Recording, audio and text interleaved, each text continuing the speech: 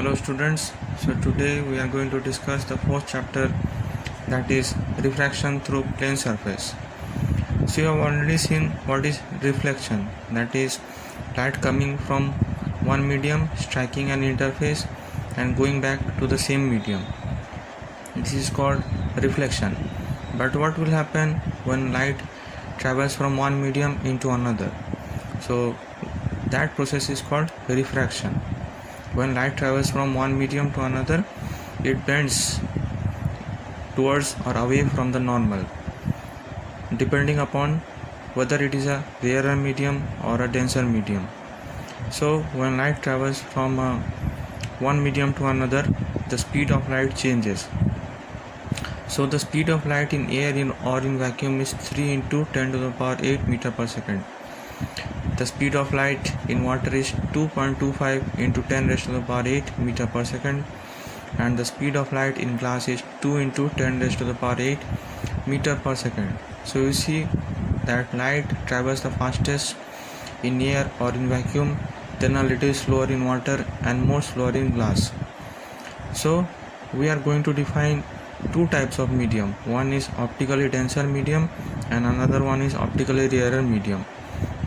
So a medium in which the speed of light is less compared to the other medium is called optically denser medium, and a medium in which the speed of light is more compared to the other medium is called optically rarer medium. So here you see this is medium 1 having 2.27 into 10 raised to the power 8 meter per second speed of light, and medium 2 the speed of light is 2.1 into 10 raised to the power 8. So the medium in which light travels faster is called the rarer medium. So this is your rarer medium, and the medium in which light travels slower is called the denser medium. Okay, so optically rarer medium is the medium in which light travels faster, and optically denser medium is a medium in which light travels slower. So let us see what will happen when a ray of light travels from a air to a glass. That is, air is a rarer medium. Why? Because the speed of light in air is more than the speed of light in glass. So air is a rarer medium and glass is a denser medium. So when a light is incident, a ray of light is incident, then some part of the light is reflected back into the same medium, and a major portion of the light goes into the medium. So here you see when light is traveled from a rarer medium to a denser medium, then it bends towards the normal. So as you can see in the figure, it is bending towards the normal. That is, your angle of incidence will be greater than your angle of refraction.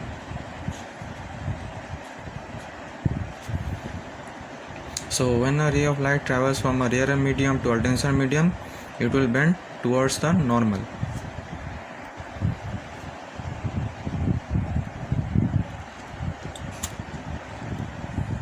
Again, when a ray of light travels from a, suppose now the ray of light is traveling from a denser medium to a rarer medium. So in this case, when light ray travels from denser medium to rarer medium, the refracted ray, this is your refracted ray. The refracted ray bend away from the normal. So it is bending away from the normal. So in this case, angle of incidence is lesser than angle of refraction, where R is called the angle of refraction and I is called the angle of incidence. So remember everyone, when light ray travels from a denser medium like glass into a rarer medium like air, then the ray of light will bend away from the normal. But here is one special case where the light ray does not bend even though it is passing from one medium to another. So when is that special case? That case is when light ray is incident normally or perpendicular to the surface. So a ray of light when made incident normally to the surface passes undeviated. Okay, it passes undeviated. So in this case, this is your normal itself and this is your incident ray. So there is no angle between your incident ray and the normal.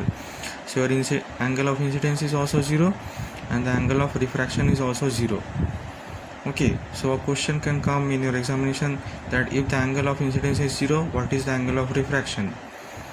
Okay, so your answer should be 0. Just like we have the laws of reflection, we have two laws of refraction.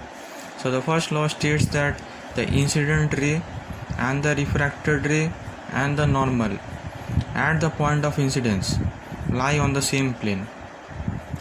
What it is saying, the incident ray, the refracted ray, the normal at the point of incidence, where at the point of incidence, this is the point of incidence, lie on the same plane. Okay, so this is the statement of the first law. And the second law states that the sine of angle of incidence divided by the sine of angle of refraction is a constant, and this constant is called the refractive index of the medium. So this is the second law of refraction. So through the second law we can define what is refractive index. So refractive index of the medium is defined as the ratio of sine of angle of incidence and the sine of angle of refraction. So these are the two laws of refraction. Then how does wavelength change as light travels from one medium to another? So we have seen that as light travels from one medium to another, the speed changes. But how does the wavelength change? This is one question. We have this relation, that is speed equal to frequency into wavelength. Okay, speed equal to frequency into wavelength. So wavelength will be speed by frequency, but one must remember always that this is star mark, that frequency does not change as light travels from one medium to another. Okay, the frequency of light depends upon the source, so it does not change as it travels from one medium to another. So this denominator becomes constant. It is a constant. It does not change from one medium to another. So as a result, wavelength is directly proportional to speed. So wavelength is directly proportional to speed. Now if suppose a ray of light is traveling from a rarer medium to a denser medium, then its speed will decrease because denser medium speed is less. So when it's traveling from a rarer medium to a denser medium, its speed will decrease. And we know wavelength is directly proportional to speed, so the wavelength of light will also decrease as it moves from a rarer medium to denser medium. Next we are going to define what is refractive index of any medium with respect to another medium. So we denote this by symbol. This is called mu12. This is mu12, and while saying, we say that it is the refractive index of the second medium with respect to the first medium. Always you take the afterwards, then with respect to the first one, that is, it is a refractive index of the second medium with respect to the first medium. So that is equal to the speed of light in medium 1 denoted by v1 divided by speed of light in medium 2. Next we will define absolute refractive index. So it is defined as the ratio of speed of light in air or in vacuum divided by the speed of light in any medium. So symbolically it is represented as mu equal to c by v, where c is the speed of light in air or in vacuum divided by v, where v is the speed of light in the medium. So let us calculate the absolute refractive index of glass. So we write this as mu glass, that is the speed of light in vacuum, that is a constant 3 into 10 raised to the power 8 divided by the speed of light in glass, because we are trying to find the absolute refractive index of the glass, so you have to divide with the value of the speed of light in glass. So that is 2 into 10 raised to the power 8. So this gets cancelled, only 3 by 2 remains, so it is 1.5. So the absolute refractive index of glass is 1.5. Similarly, we can calculate the absolute refractive index of water, it is 3 into 10 to the power 8 divided by 2.25 into 10 raised to the power 8. It comes out to be 1.33. So next let us derive one relation between the absolute refractive index and the refractive index of one medium with respect to other.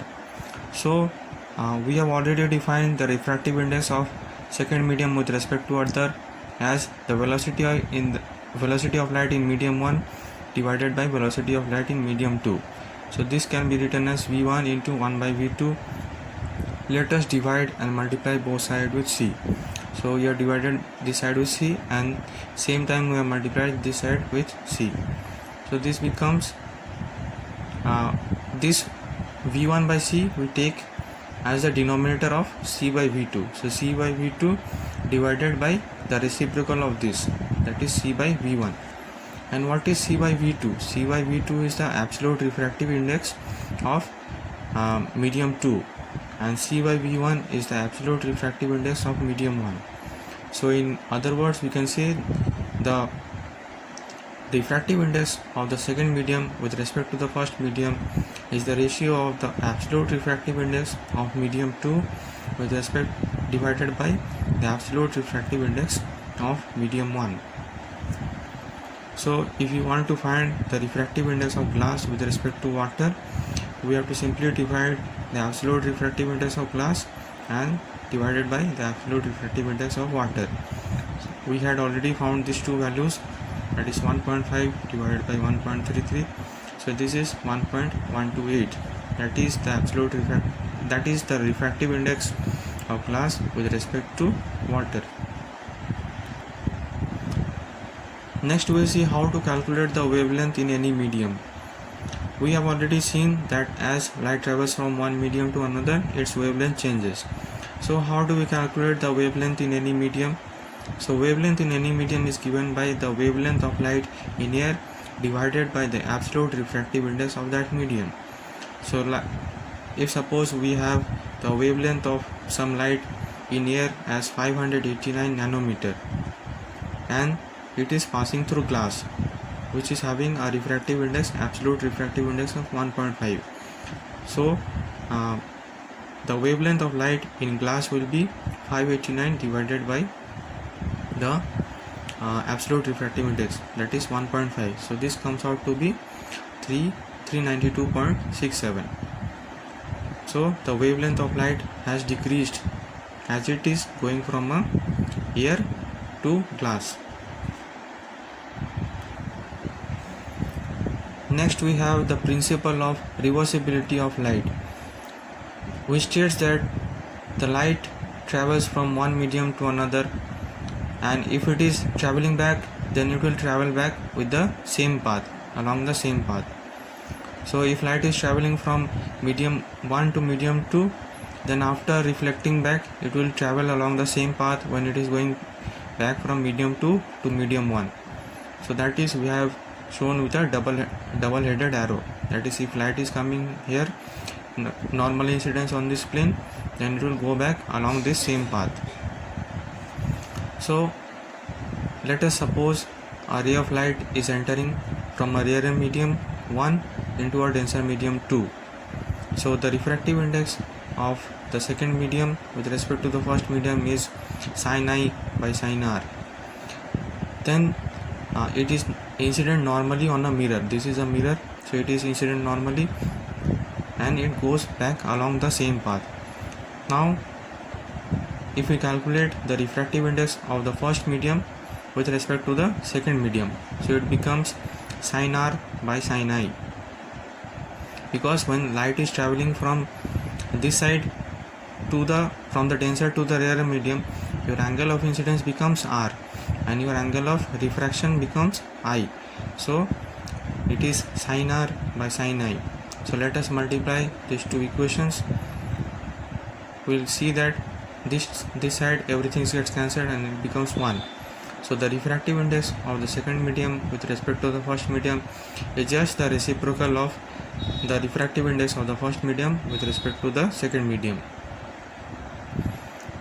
So in just Previously we have calculated the refractive index of glass with respect to air. Now if I suppose want what is the refractive index of air with respect to glass, so I just need to reciprocal this.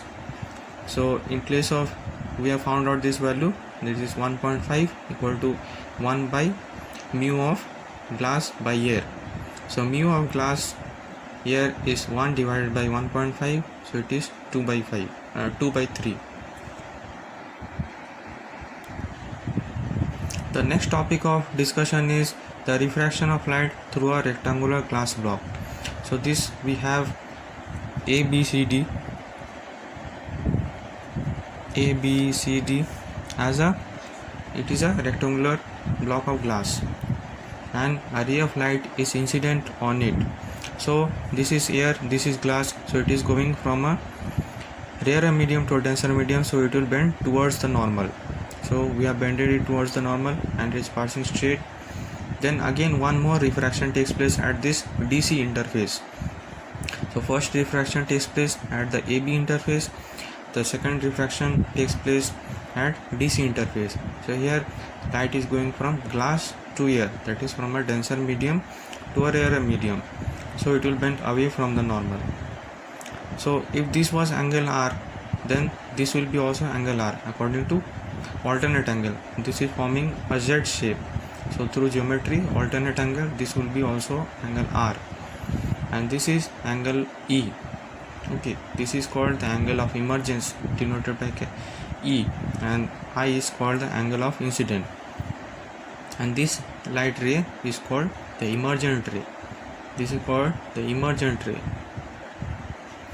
and this part of the light ray is called the refracted ray, and this is your incident ray. So you see that your light has been displaced from its original path. So which is the original path? If I trace forward this incident ray of light, so this dotted line is your original path of light. If your glass block was not there, then light would have gone this way, but since you have placed a glass block, now light is going this way, it is coming out, that is the emergent ray is now the new path of light. So the perpendicular distance between the emergent ray and the original path of the light is called the lateral displacement. This is your emergent ray, this is your original path of the light. The perpendicular distance between these two is called the lateral displacement. This is denoted by X. So it is the perpendicular distance between the emergent ray and the original path of light. And in this case, the angle of incidence is always equal to the angle of emergence, that is I equal to E.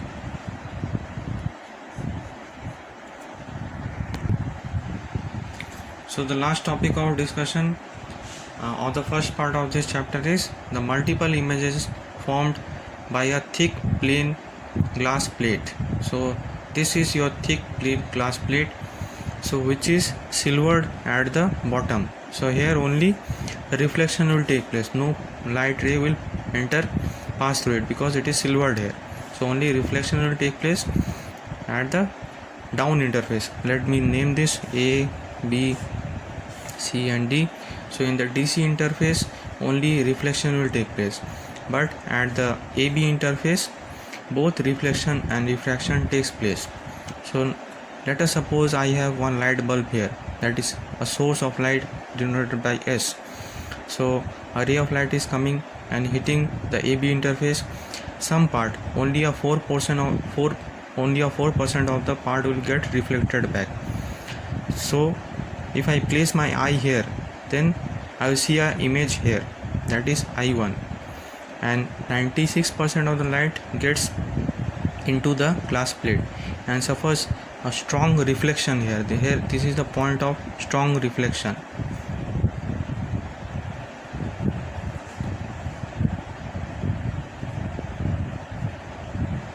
So at this point a strong reflection occurs and almost every part of the light is reflected back and a major portion of the light goes out. Okay, so if I place my eye here, then I will see image 2, that is I2, and it is found that out of all the images, then again a part of light will come back, have a reflection and come out. This will form image 3. Then again a part of light will come back and a part of light will go out, so that is form image 4. So out of all these images, it is found that the second image is the brightest. So this is the important question from this part, why the second image is brightest. So the second light beam is the most brightest because it is coming after a strong reflection. Okay, so you have to mention this term, you have to mention this word, that it is coming after a strong reflection from the silver surface. So the image I2 is of maximum brightness. This first image will not be maximum bright, the second image will be maximum bright because it is formed due to this light ray. This light ray is forming this image I2, and from where this light ray is coming? This light ray is coming after a strong reflection from this point. So your image 2 will be the brightest. Thank you.